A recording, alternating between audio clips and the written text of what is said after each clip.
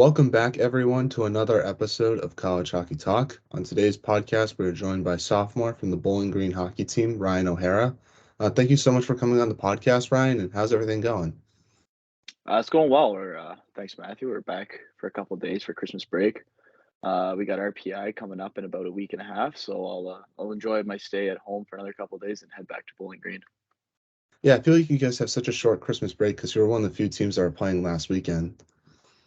Yeah, we played against Ohio State last weekend, and then we'll be back Christmas Day.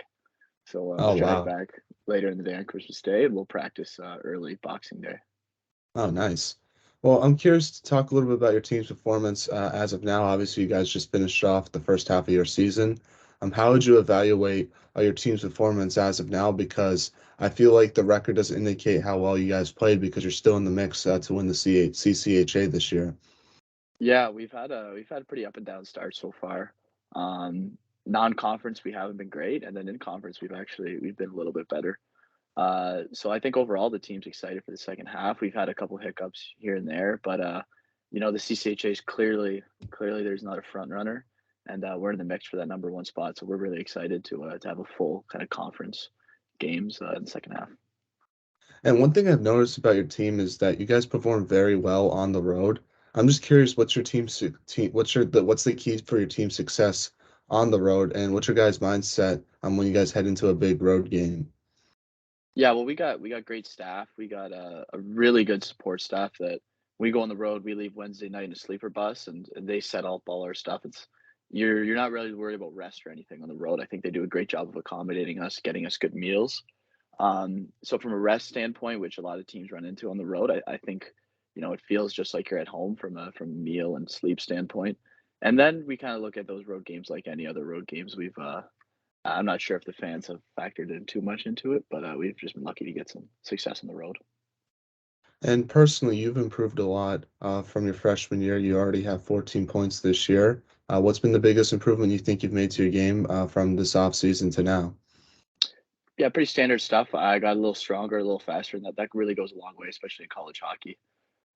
Everyone's pretty strong, everyone's pretty big, so to come in sometimes your freshman year, you're not as prepared, but then I was able to make that jump in my sophomore year, and then I've also been playing with really good players who've been helping me out on the stat sheet for sure.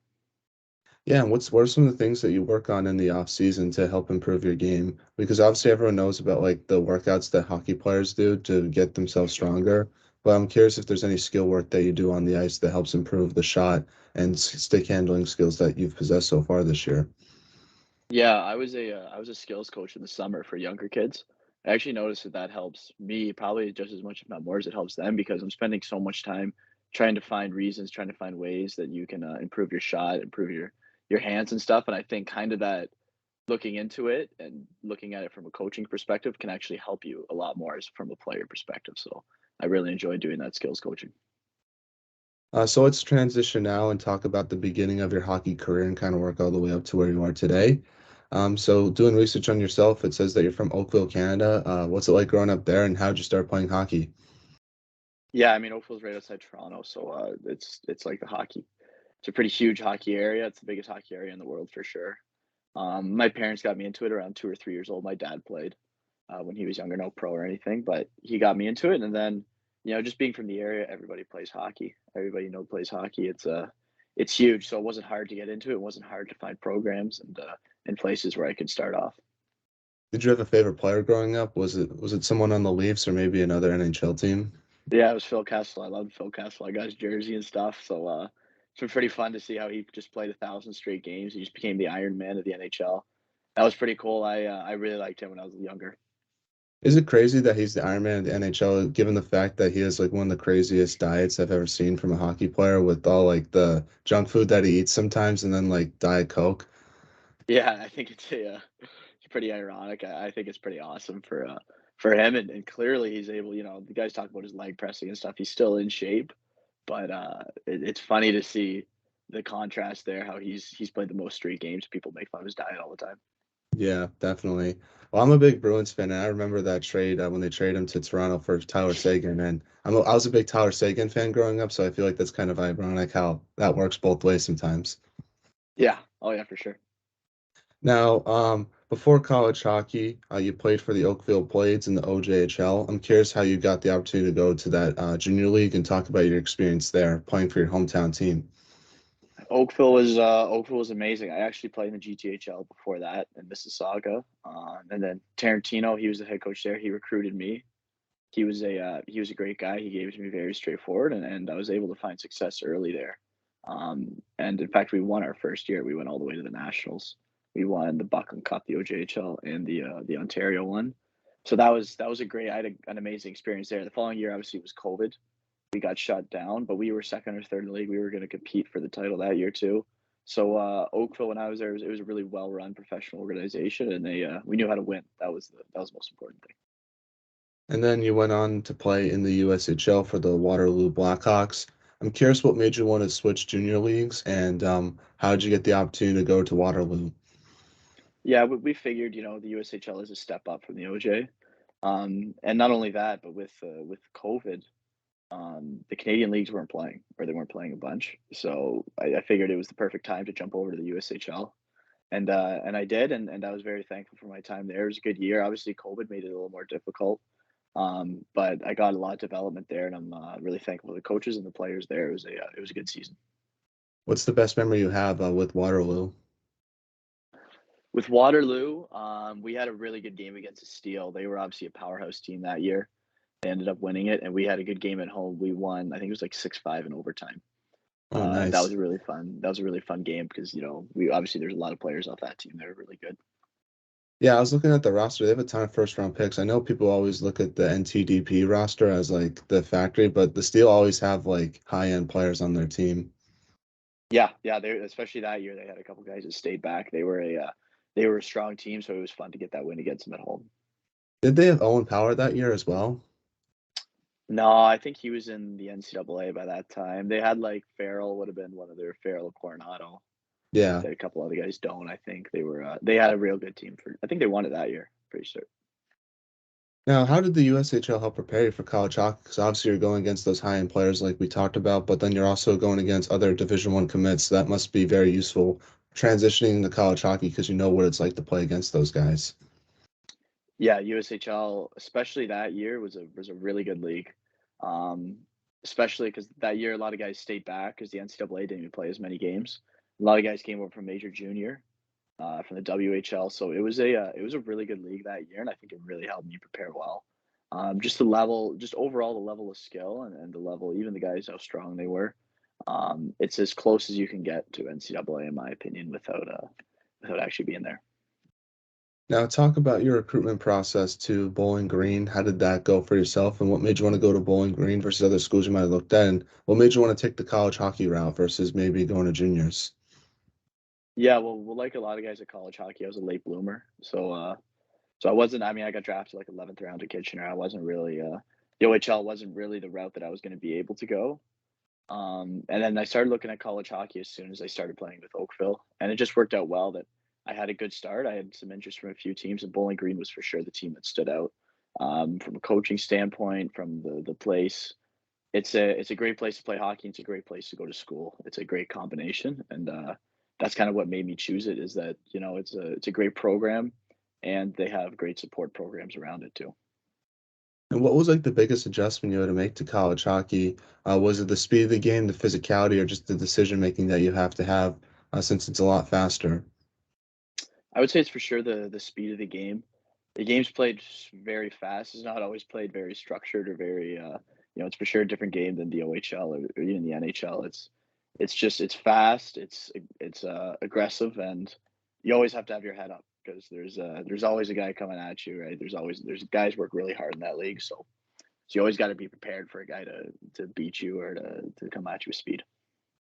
Now, talk about your freshman year. Unfortunately, your team came up short to Bemidji State in a hard-fought series in the quarterfinals. But how have you used that series for this season, and what would you take away from your freshman year overall, especially since you guys had a ton of new players coming into your team? Yeah, freshman year was good. Obviously, we had like 8 or 9 freshmen that year. So it was an adjustment standpoint for sure, and I think those older guys. We still have a lot of the most of our older guys from that year on our team. They really helped us kind of come in and understand the league and gave us a good support system. I was able to go out there and play a little more free. We were able to rely on those old guys a little more. Unfortunately, we came up short, but overall, I was really thankful for that freshman year. I think it helped prepare me for my success now.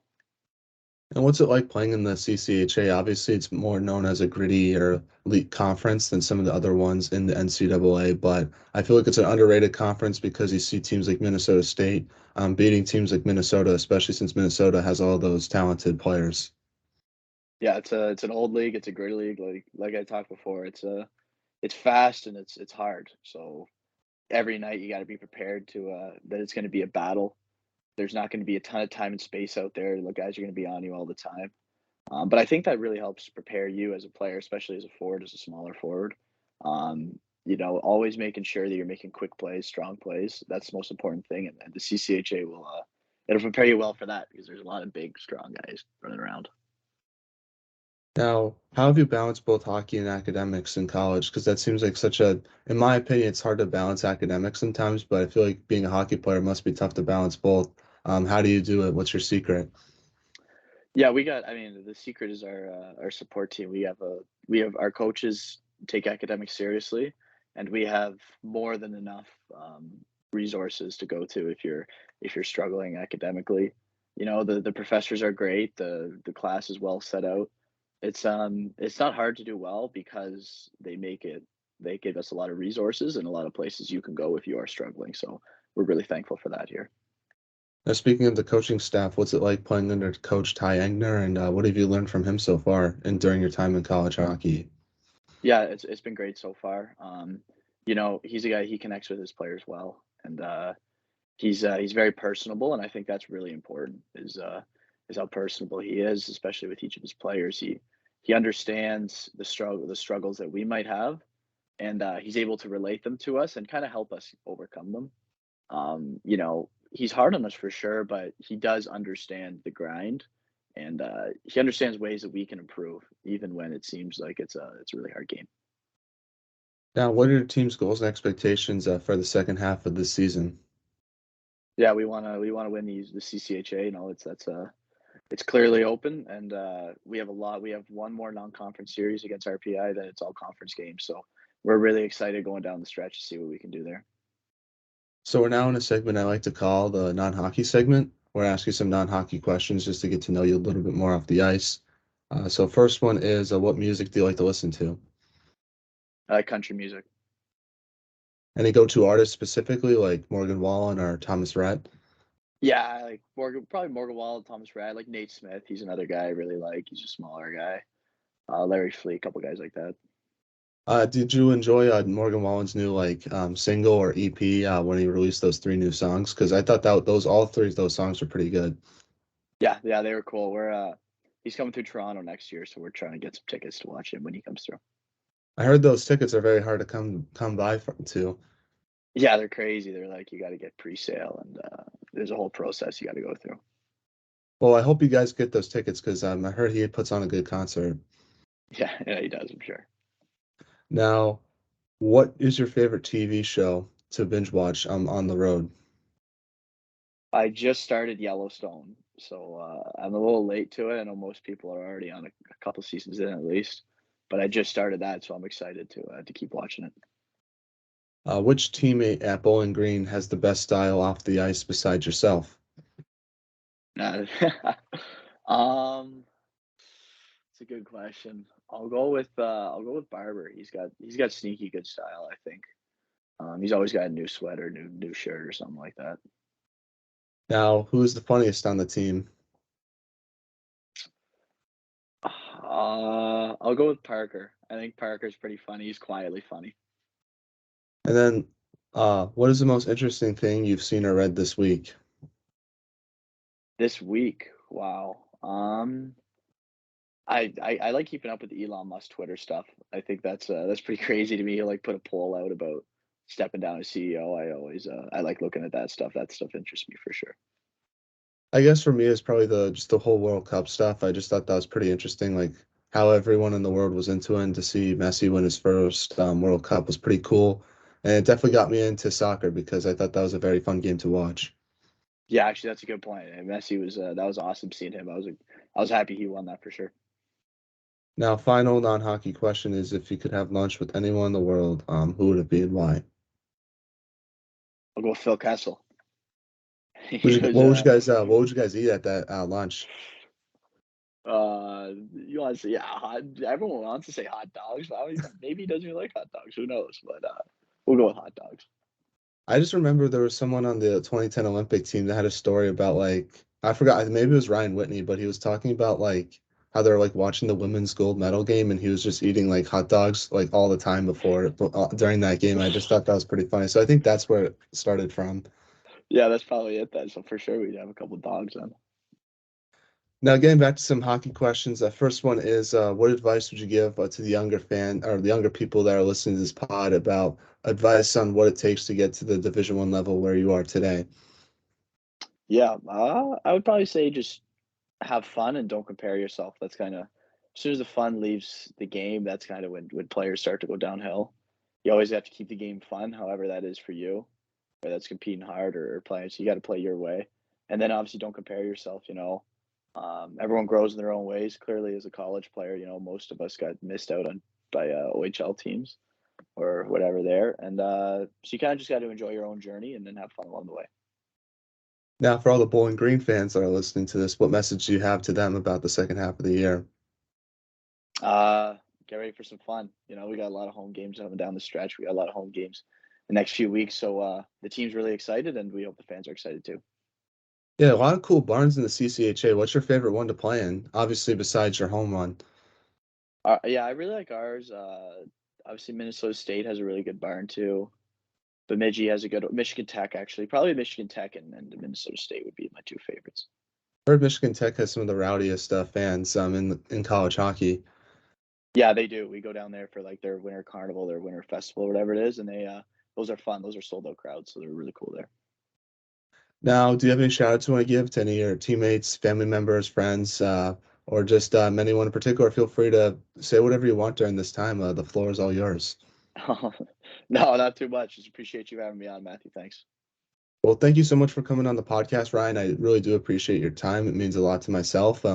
Wishing you nothing but the best for the next for the rest of your time with Bowling Green and in the second half of this season. And I know big things are coming for you and your team, so I'm looking forward to seeing what happens. Thank you, man. Appreciate it. No problem. Now, one question I do want to ask you before I end the meeting is just, is there anything I can